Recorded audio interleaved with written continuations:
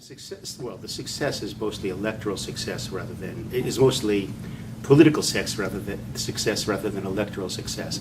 The advantage in the European elections is that they are by proportional representation. And because they're by proportional representation, it is much easier to be successful, to transform electoral success into representational success.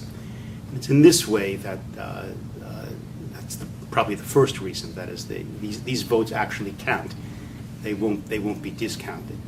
The second reason is, paradoxically, is that this election is not taken too seriously by most electorates throughout Europe.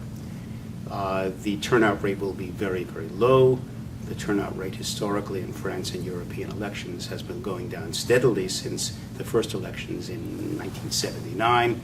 And it's anticipated that the turnout rate will be relatively low, perhaps boosted in part by the anticipation of success of the far right.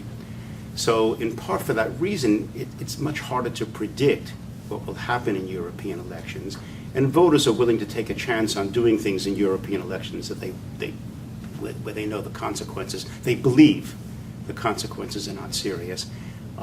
Then they're more willing to take a chance in these kinds of elections, what are, in America we call midterm elections, than they are in elections where the consequences are clearly much more serious.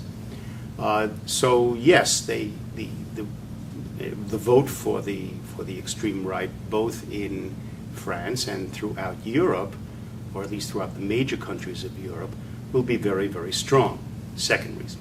The third is that, in fact, this is the first real opportunity throughout Europe that voters will have an opportunity to express their frustration with politicians in general, with the way the economy has gone and indeed will be going over the next several years, and they certainly will express it. The voters are very, very angry throughout Europe. So it's something of a paradox, because even though voters are very angry throughout Europe, they're less likely to come out to vote in these elections than in national elections. See this, and maybe we'll have a chance to talk about this a little bit more.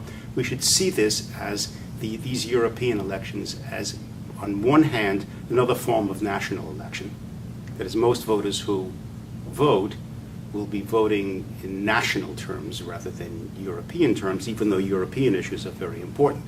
They'll be voting what's forming, what is motivating their vote is their feelings about their national governments and the way their national governments have behaved relative to the European Union. So that on one hand they're angry, on the other hand they see these elections as somewhat less important. Thirdly, this is an opportunity for voters to express themselves in national terms, the only time in national terms on the same day, the same few days, all the way across Europe. So it's a little dramatic that way.